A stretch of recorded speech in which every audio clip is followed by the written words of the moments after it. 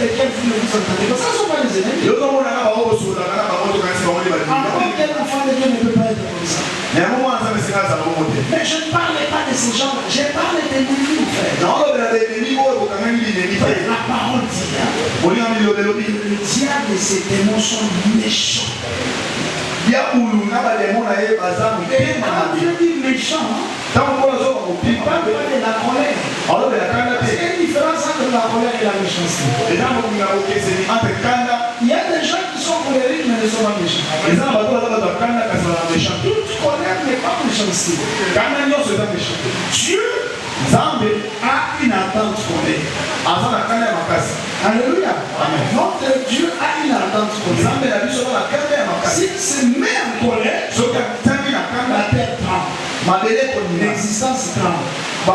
Mais Dieu n'a jamais été méchant. Jamais été méchant.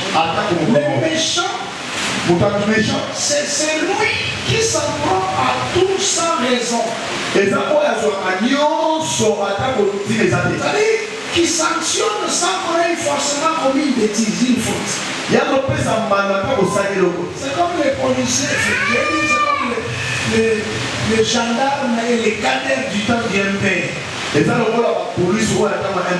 Donc, il t'arrête là comme ça, il te demande la pièce d'identité, tu montres la pièce d'identité, il te crée une autre histoire. Ça, c'est la méchanceté. C'est vraiment la méchanceté. Donc, le diable, il est méchant. Il n'a pas besoin que tu fasses du mal pour te dire. Non, lui, il n'en a pas besoin. Tout son plaisir, c'est de te voir souffrir. Alléluia. Amen. Te voir souffrir. Quand te voir à l'aise comme ça, tu es dans ton foyer calme, tu as tes enfants calmes, tu as ton travail qui prospère. Il est tellement porté par les couleurs qu'il ne veut pas te voir en paix. Et ce sont ces gens-là qui sont des ennemis. Il n'est pas seul. Donc il a tout un arsenal de trucs contre toi. Il y a ceux qui travaillent la nuit contre toi. Il y a ceux qui travaillent la journée contre toi. Il y a ceux qui t'épient, t'observent et te suivent. Alléluia. Amen. Il est tellement méchant, frère. Alléluia. Amen. Et si Dieu ne nous avait pas gardés, frère, je vous dis la vérité. C'est comme ça que la Bible dit. Ça, c'est Isaïe qui dit. Si l'Éternel des armées ne nous avait pas conservé un reste, ne nous avait pas conservé un reste, nous serions comme Sodome. Nous ressemblerions à Gomorrhe.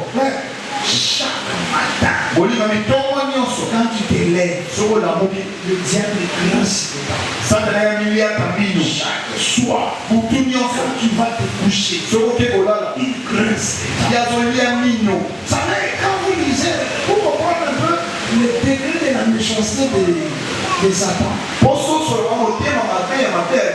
Lisez les livres de la reine Esther. Mais faites seulement que Mardoché. Mardoché là, était qui? Portier. Portier. Je me souviens de mon maître qui est décédé. Mon professeur, celui que j'assistais avant. Il était patron d'une société de gardiennage ici, bien connue. C'est une société, c'est la première qui avait commencé ici. On l'appelait à l'époque Sosalis. Après la chute du régime au Bouddhus, c'est devenu Maguen. Et lui, il était parti. Donc, un jour, les étudiants, comme ils savaient qu'il était patron, venaient le voir poser des problèmes.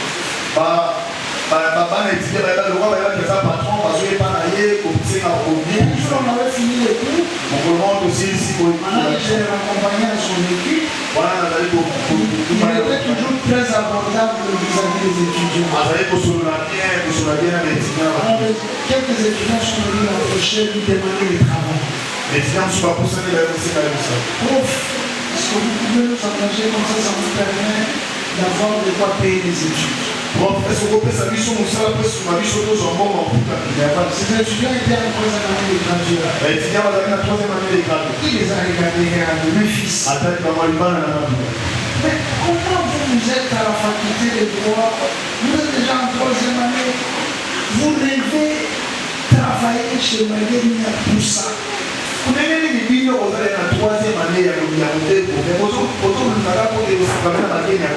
Et puis vous demandez ces travaux. Est-ce que vous savez ce qu'ils font là? Écoutez, je veux que vous me dites ça. Ces gens sont des sentinelles. Moi, je ne peux pas vous engager pour que vous soyez des sentinelles. Je ne suis pas en train de dénigrer. Non, mais je dis ce qu'il avait dit. C'est-à-dire, vous voulez me montrer déjà le niveau que vous avez. Aspirez au de grands monsieur. Et l'entreprise pour être des sentinelles. Ils sont des sentinelles. Ils sont des sentinelles. Vous êtes des gradués en droit. Vous ne pouvez pas faire ça. Alors, imagine-toi qui dit ça le patron. Donc il considère, il voit ceux qui sont devant les portes dans les stations, il les traite des sentinelles et il n'a pas tort.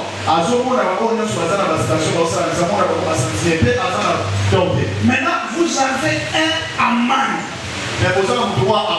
qui est comme un premier ministre, comme Madame Soubouna, et qui va s'en prendre à une sentinelle. Donc son cœur là se gonfle contre une sentinelle. Parce qu'Aman était sentinelle. Qu'est-ce que Maman Soubouna a envié aux militaires qui se tiennent, même pas devant la porte du bureau du chef, mais qui est là seulement à la cour. Quand vous allez au palais de la nation, vous verrez des militaires là, juste à l'entrée, quand tu veux entrer avec ton véhicule, juste à l'entrée là, à pied, ils sont là. Et Mardoché était là. Donc, quand vous allez à la palais de la nation, ou quand vous allez à la cité de l'Oïa, vous terminez juste la montagne, le mont Galema, vous donnez le dos à la commune de Galema, vous voyez, ils sont là à la barrière, là où on a mis l'armoirie, tout ça. Ceux qui sont là, qu'est-ce que Maman Soubouna a à vouloir à ces gens qui ont mis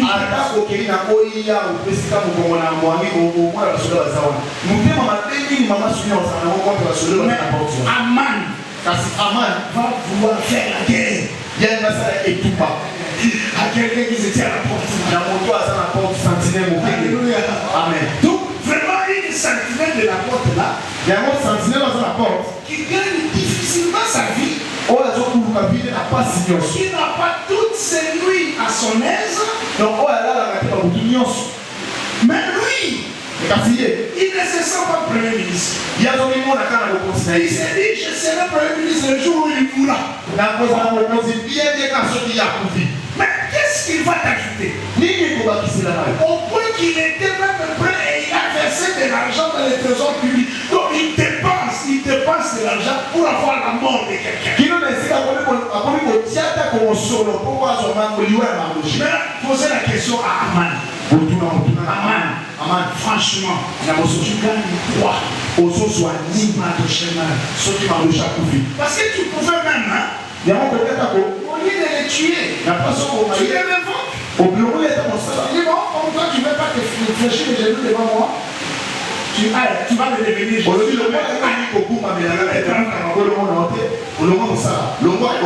Lui, il doit mourir. Mais est-ce que vraiment Mardoché pouvait empêcher à Aman d'être ce que Aman était? Mais est-ce que Mardoché peut pouvoir comprendre ça Aman zala oya zala? Mais sentez la méchanceté satanique.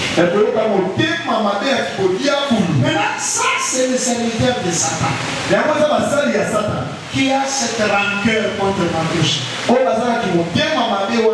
Puisque la parole dit que les disciples ne vont plus grand de son maître. Je vais avoir toute la gloire de Dieu,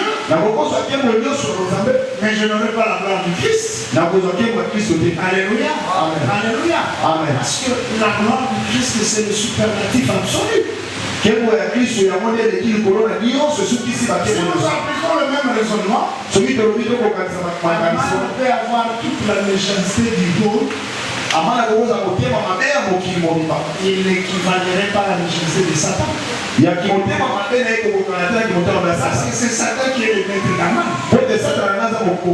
Si les disciples ne peuvent pas être plus grands que son maître, donc le moutema de Mabé de Aman ne peut pas être plus grand que le moutema de Mabé de Satan. Alléluia. Alléluia. Donc je disais, si nous sommes là vivants, frères, vous ne comprenez pas la puissance de notre Seigneur Jésus-Christ. Jésus est tellement puissant. Il ne nous touche pas. Qu'il ne nous touche pas. Il ne nous touche pas parce que nous sommes extraordinaires. Mais parce que c'est lui qui nous tient. C'est lui qui nous garde. Celui qui nous entoure s'appelle infranchissable. S'appelle inviolable. Quand il a fait ça, c'est fini. Alléluia. Amen. Même si aux yeux des hommes, on ne voit rien.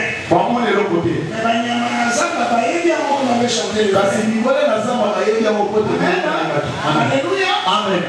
Daniel est entré dans la fosse au lion comme tout le monde. Il était habillé comme tout le monde. Daniel n'était pas dans une cage.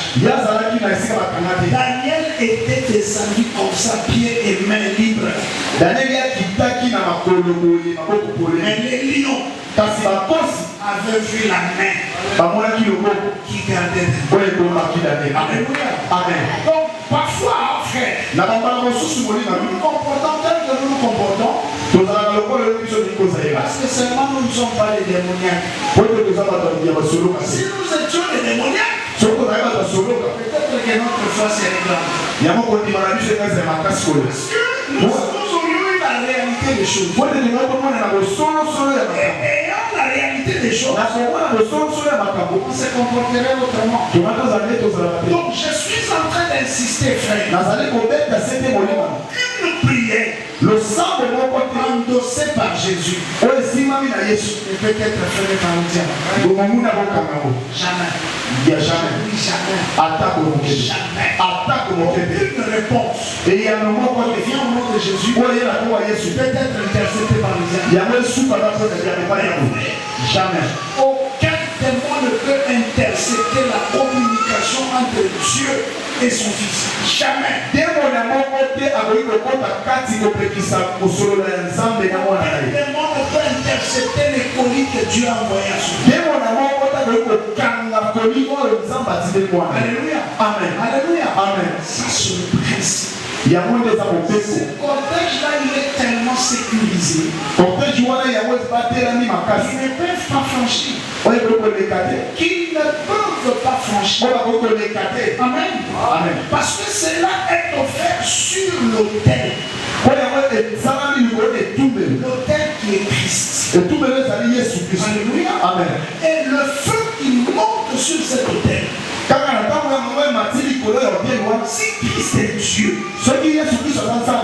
et que Dieu est le feu dévorant, le feu qui monte sur cet autel-là likolo etumbeli c'est le feu dévorant. ezali moto eza Notre sacrifice de louange mbeka na biso ya lokumu ou notre prière losambo na biso monte par ces feux dévorants. emataka na nzela ya moto wana ya makasi Personne ne peut y mettre son doigt. moto moko ata kotya mosala Est-ce qu'on est d'accord?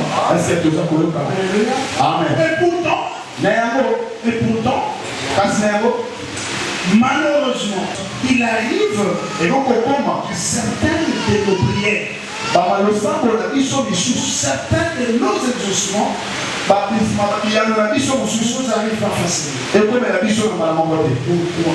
mpo na nini Est-ce que c'est un problème au niveau de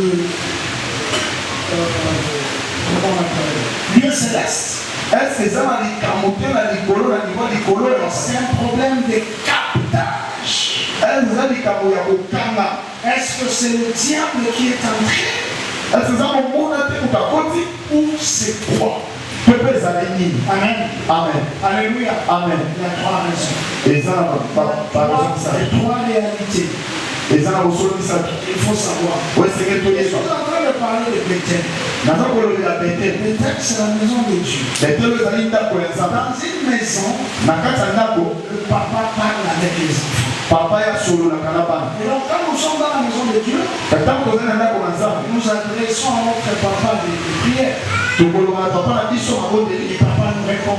papa moyano na biso Maintenant, qu'est-ce qui peut se passer kasi na yango nini ekoki koleka que ce que nous disons ne soit pas entendu de papa? po te oyo biso bana tozoloba eyokama te epai ya Que tata ce que nous avons, tout ce que papa nous a donné ne nous parvient pas vite. to mpe oyo papa apesi biso ekomela biso te na lomama Est-ce que na yango les prières sont-elles bloquées?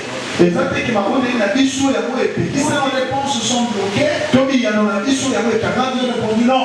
non Celui qui utilise l'échelle, moto asalelaka escalier lorsqu'il est monté en bas, ntango ya wuti na se il va se retrouver en haut. akobimo na ye ya likolo Et au sommet là, kuna likolo pas le diable. eza mongo na se C'est Dieu qui est au sommet. nzambe naza likolo Quand tu as commencé à monter, ntango bandi komata attends-toi à arriver au sommet. liyebaka kokoma likolo Quand Dieu lâche au sommet, ntango nzambe akosima ça likolo va arriver jusqu'à bas.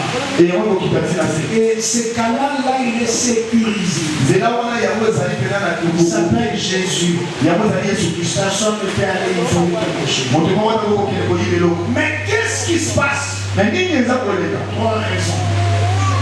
baraison misato amen Alléluia. amen Trois raisons. baraison eza misato Trois raisons. baraison eza misato La première raison, raison ya liboso nous sommes dans l'épître de 1 Jean. tozali na mokanda na 1 Jean 1 Jean chapitre 5. 1 Jean chapitre 5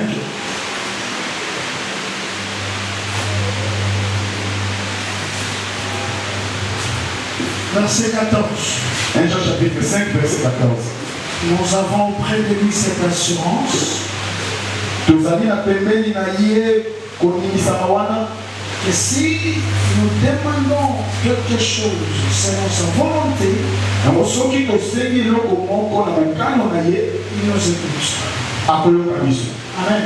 amen Alléluia. amen Nous avons auprès de lui cette assurance. tozali pembeni na ye na kondimisama wana Si nous demandons quelque chose selon sa volonté, soki tosengi eloko moko kolandisama na mokano na ye il nous écoute. ye akoyoka biso Frère, molingami ce tuyau-là, nzela wana cette échelle dont nous avons parlé, escalier oyo toza kolobela c'est vrai, c'est Jésus. ya solo ezali yesu kristo Mais cet escalier, cette échelle, kasi escalier wana n'admet pas tout. yango ekokoma nyonso te Alléluia. Ça n'admet pas tout. yango ezali nyonso te Tout ne monte pas. moto nyonso amataka te Alléluia. amen Il ne peut monter sur cet escalier bakoki komata kaka na escalier wana qui me demande qui est fait selon la volonté de Dieu. kosenga oyo esalami na mokano na nzambe Alléluia. amen Amen. amen Lorsqu'on formule une demande ntango tosalaka kosenga qui n'est pas conforme à la volonté de Dieu, oyo ezali na lolenge te ya kosenga ya nzambe même quand nous utilisons le nom de Jésus, atako tosalobi kombo na yesu c'est kristo comme si eza lokola on prenait un faux passeport. passeport, tozwi passeport ya lokuta on mettait un bon visa. totie visa malamu. Alléluia. Amen. Au niveau des aéroports, aéroport kuna on ne vérifie pas seulement les visas. bango bakontrolaka kaka visa te, On vérifie d'abord l'authenticité du passeport. batalaka nanu lolenge ya passeport. On te demande de mettre les empreintes là. bakosenga otya misapi batala C'est pas pour le visa, non? eza mpona visa te. Parce qu'on peut avoir un visa sans jamais avoir été dans une ambassade. olingi kozala na visa ntango oleki na ambasade te. Tu n'as pas été dans une ambassade, tu as le visa. olekaki na ambasade bakozwi visa. Moi j'étais malade quand vous avez donné le visa.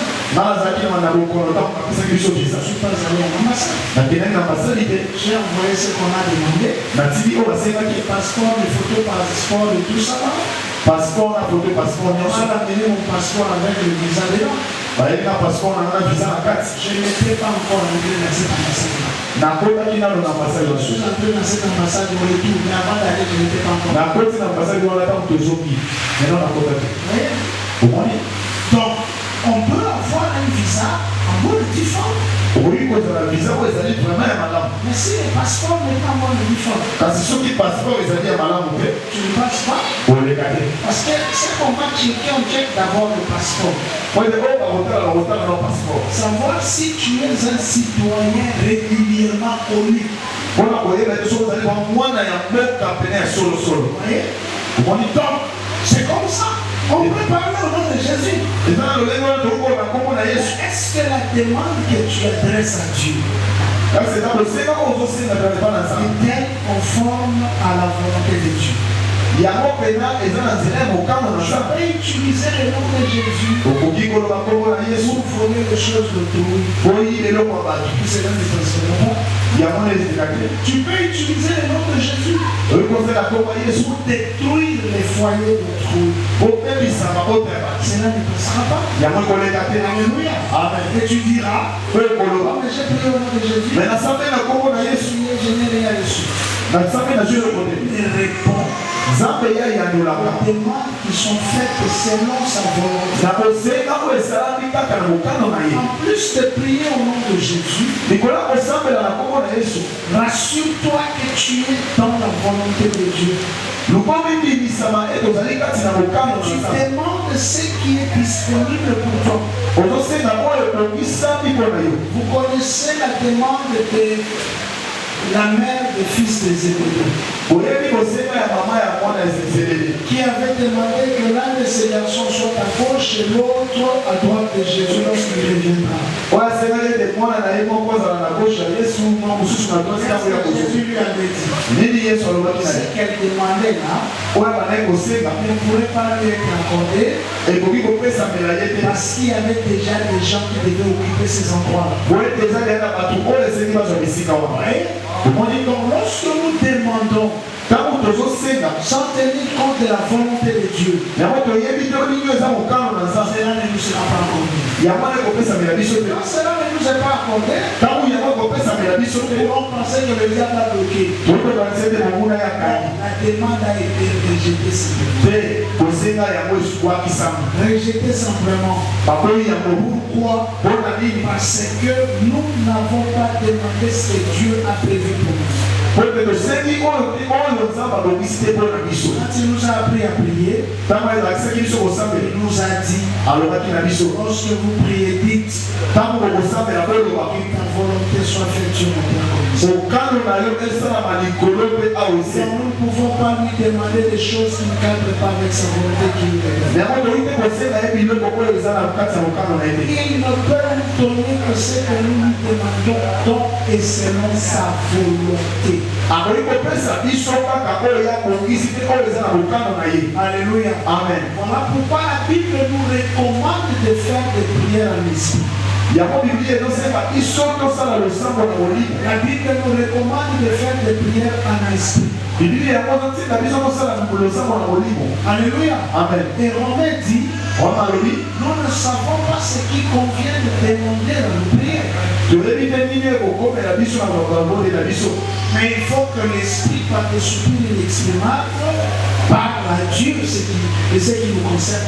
Et c'est qui mon lit pour la carte, il y a mon thème, il y a mon côté et l'autre ensemble. Alléluia. Amen. Amen. Amen. Ça, c'est la première raison. Il y a Donc, lorsque quelqu'un, même s'il est enfant de Dieu, mais il ne sait pas prier selon la volonté, sa prière ne sera pas montée. La réponse favorable ne viendra pas. Et il y a un malade La Bible dit, nous avons auprès de lui cette assurance. Et si nous lui demandons quelque chose selon sa volonté, il nous écoute. Une chose est de nous écouter, une autre est de nous exaucer. Donc Dieu écoute les prières. Mais Dieu n'exauce pas toutes les prières. Comme la demande de la maman des fils de Zébédée.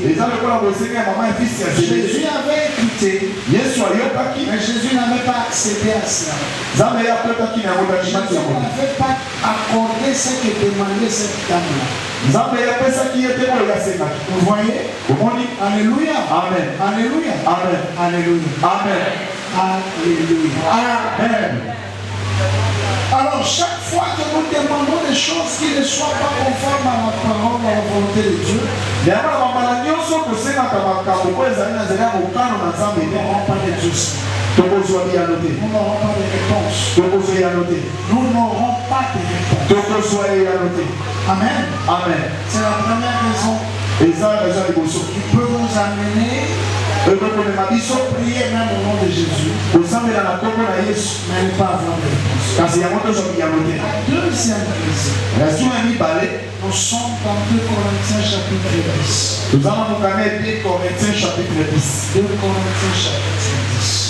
2 Corinthiens chapitre 10. Au verset 3. Verset 3.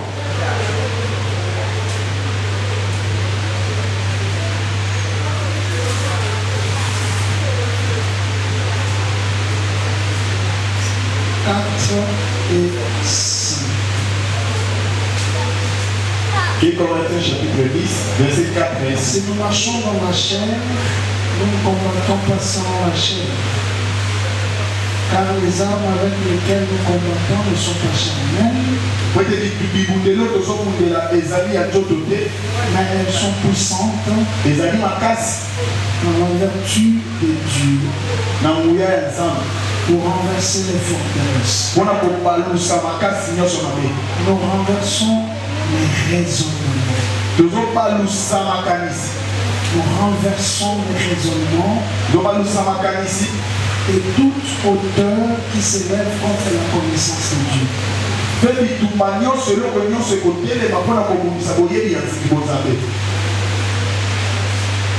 Et nous amenons toute pensée captive à l'obéissance de Christ.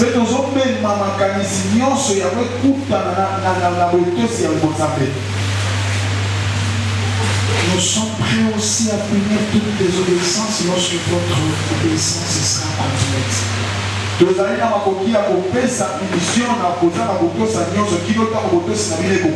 La Bible dit verset 5. Nous renversons les raisonnements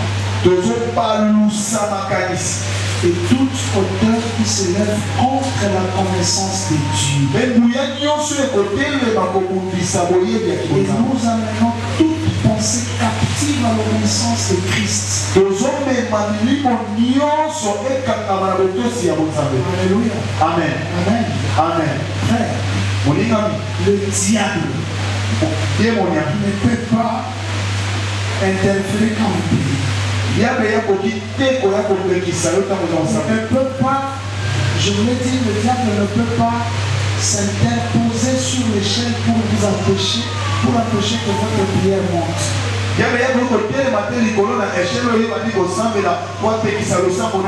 Amen. Amen. Alléluia. Amen.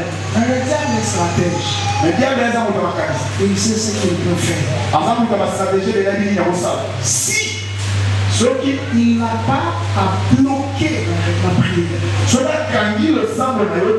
il a la possibilité d'infiltrer la prière. Amen.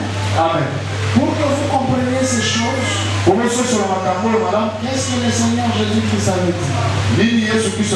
Parlant de la prière. Il a dit quoi?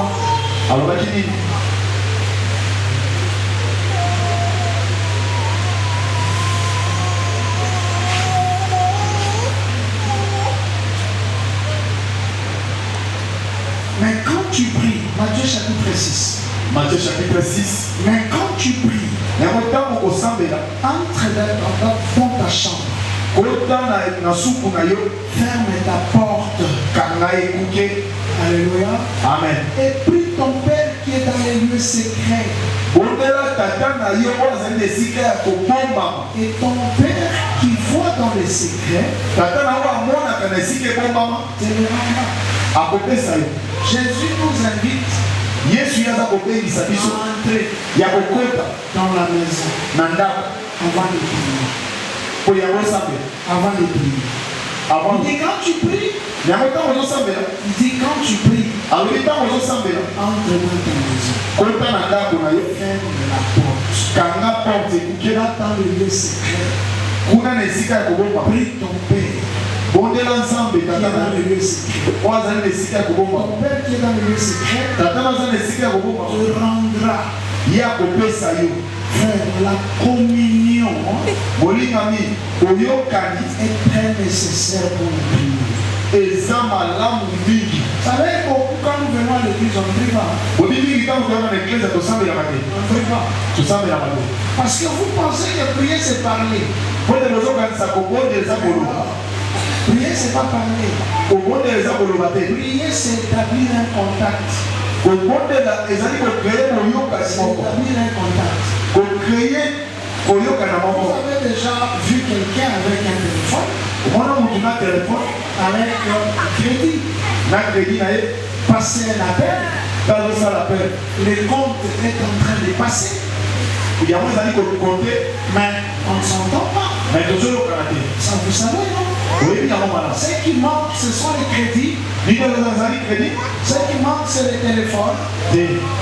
Ce qui manque, c'est la connexion. Vous pouvez compter, mais ça ne vous met pas en relais. Parler. Le problème, c'est d'établir la connexion. Et le diable sait ça. Le diable va vous laisser parler. On va brouiller la connexion. Comme ça, vous serez en train de parler en l'air. Et il ne vous dira pas que vous n'êtes pas connecté. Il ne vous dira pas que votre prière ne monte pas. Lui, tout ce qu'il cherche, c'est de vous déconnecter. Alléluia. Amen. Ce n'est pas en fait quand certains modérateurs disent bien aimé, Tozoni sans mécanisme, ne suis pas prier là demande une concentration. Demande une concentration. Prier ne veut pas dire commencer à parler parce qu'on va parler. C'est comme ça que beaucoup de nos prières ne sont pas exaucées. C'est que le diable c'est assiéger nos pensées. C'est assiéger notre raisonnement. Il faut amener toute pensée captive à l'obéissance de Christ. Le diable sait comment perturber ta prière. Commence la prière, il te bourre des pensées. Il te fait rappeler des choses que tu devais faire. Et au lieu de prier, les raisonnements vont ailleurs. Si tu es à l'église, tu parles, mais tu ne dis rien. Un peu comme les protocoles prient. Le protocole prie comme ça. Il est là devant la porte. Où elle est là devant la porte. Voilà, ça les besoins de couper. Seigneur, je dis merci. Ah, Seigneur Jésus, merci. Alléluia, Seigneur Jésus. Vous avez merci, merci. Vous avez tombé la main. Merci beaucoup, Seigneur Jésus. Ah, Seigneur Jésus, merci. Seigneur Jésus, merci. Voilà, je prie ça au niveau de l'Ibana. Alléluia. Amen. Et il pense qu'il prie. Il y a pas de raison pour la Le diable aime ces gens de prier. Le diable, il y a des macarons à côté de la bonne Il a fait ses choux gras. a promis ça mon pénal de bonne Il a fait ses choux gras. Il aime tellement ça. Alléluia, mon makasi koleka. Alléluia. Amen. Alléluia. Amen. Le diable nous a mis ce téléphone-là Diable lui a tiré sur téléphone. pour bien nous couper la connexion. Pour atteindre ça pénal pour yo Comme kaninabiso. ça, quand même, tu vas sortir de la ligne.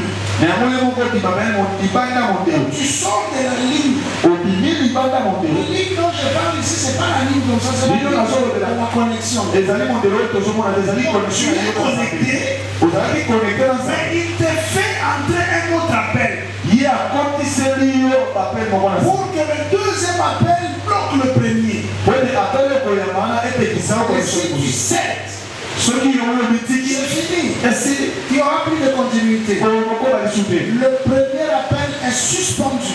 Après, nous avons 4 années. Tu passeras le temps à parler alors que tu fais rien. Amen. Amen. Quand tu pries et que tu as le voyage des pensées, arrête de prier. Arrête de prier. Passe à autre chose. Prends l'autorité. Chasse ces esprits. Bien aimé, quand tu veux prier, il faut que tes pensées soient stériles. Il ne faut pas que tes pensées voyagent. Le diable sait utiliser tes pensées.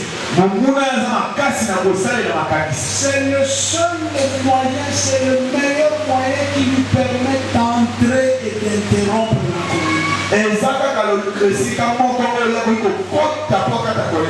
Il aime ça et il entre assez souvent là-bas par de mauvaises pensées.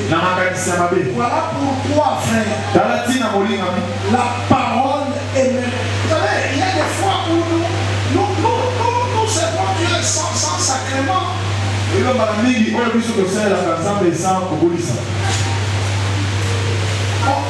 Vraiment, on est en train de profaner les choses de Dieu que plus rien n'est sacré. Alléluia. Amen. Plus rien n'est sacré. Vous savez comment les apôtres prient? Alléluia. Amen. La puissance de la prière dépend de sa qualité. C'est-à-dire la qualité de la prière détermine sa puissance. Comme au Congo, j'entends maintenant Congolais de mauvaise qualité, Congolais de bonne qualité. Je ne sais pas les critères de. Mais la prière de bonne qualité détermine sa puissance. Il y a une prière où les démons s'en moquent. Et il y a une prière il ne peut même pas s'approcher. Alléluia. Amen. Amen. Amen. Si tu veux prier, débarrasse-toi de tout ce qui peut t'empêcher d'être en communion avec Dieu.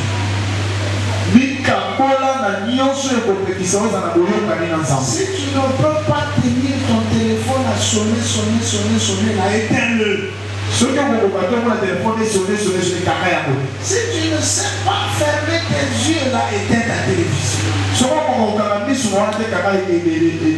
Si tu ne sais pas te concentrer, ferme les yeux, frère.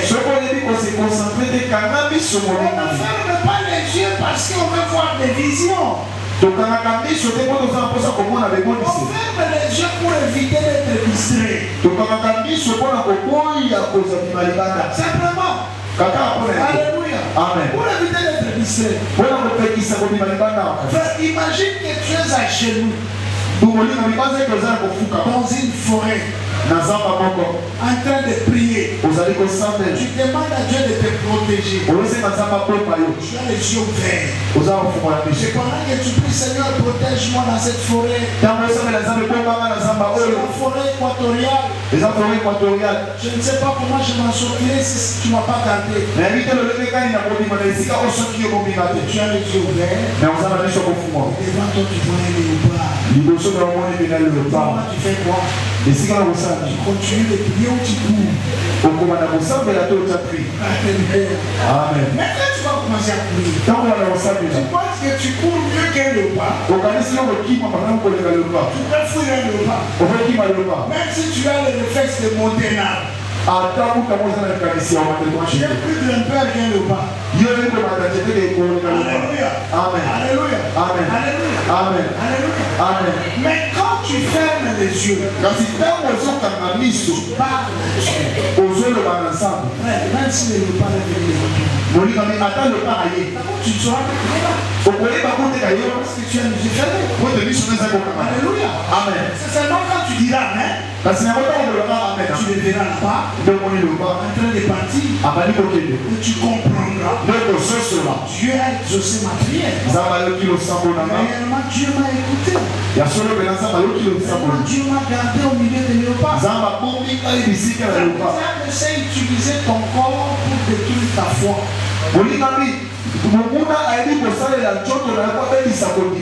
Vous savez, hein? Si tu pries pour un enfant, c'est tout ton enfant qui est très malade. Tu peux arrêter de prier. Là, tu pries là. À un moment, il fait comme s'il avait expiré. Tu sais, tu peux dire, il est bon, il continue. Dois-je continuer à prier ou dois-je seulement commencer à prier? Alléluia. Amen. Et ça, c'est le diable qui vient te perturber. Donc, il ne sait pas arrêter la prière qui est bien connectée. Mais il vient te sortir de la présence de Dieu. Il vient te sortir de la concentration. Alléluia. Amen. Il veut que tu ne sois pas connecté au Seigneur. Voilà pourquoi le Seigneur a dit, je le répète, quand tu veux prier, enferme-toi. Enferme-toi. Va dans le lieu secret. Refuse de regarder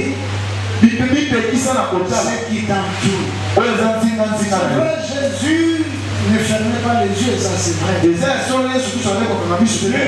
Bible dit que Jésus avait fermé les yeux. Mais la Bible dit une chose. Il levait les yeux aussi. C'est lui qui fait ça. Déjà en faisant ça, je ne vous vois pas. Alléluia.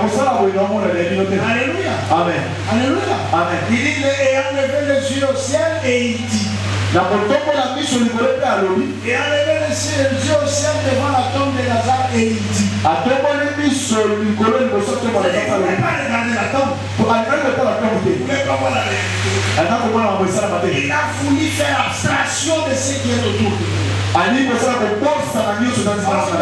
bien prier à nous regarder. Regarde-nous. Toi, tu aimes bien prier avec ton téléphone. Prie avec ton téléphone. Au nom de Jésus-Christ, au nom de Jésus. Oh Seigneur, Jésus. Ah Seigneur, merci beaucoup Seigneur. Tu sais, il y a des... Quand je passe souvent devant les églises, je vois comment les gens prient avec eux. Les gens en train de prier. Et ils pensent qu'il est en train de prier. Je ne prie pas. Je fais passer le temps. Alléluia. Amen. Le chêne nous assure la montée en toute sécurité de nos prières. S'il arrive, ce que tu as demandé n'est pas monté. Tout ce que tu as demandé qu'on t'a donné n'est pas arrivé. D'abord, ça ne montre pas parce que c'est contre la volonté de Dieu. Et je vous la matate pour les côtés dans mon cas dans sa BD. Deuxième raison, Il y a son parler. c'est parce que tu as ouvert des portes. Pour être au fungoli du bouquet. La Bible dit ne donnez pas accès au diable. Il dit le lui au père ça c'est là la diabolité. Quand tu lui donnes accès, Ce qu'on peut c'est quand tu c'est là. vas ouvrir les robinets. La maman quand il y a 4 sièges. Tu peux parler ça. Pour lui que le roi est matate. La troisième raison, Les hommes ils savent. nous la verrons prochainement Pour que mon amour dans la ciment. parce que l'heure est passée. Pour être dans tout ça. Que Dieu vous bénisse. Zamba pas mon ami. Et puis la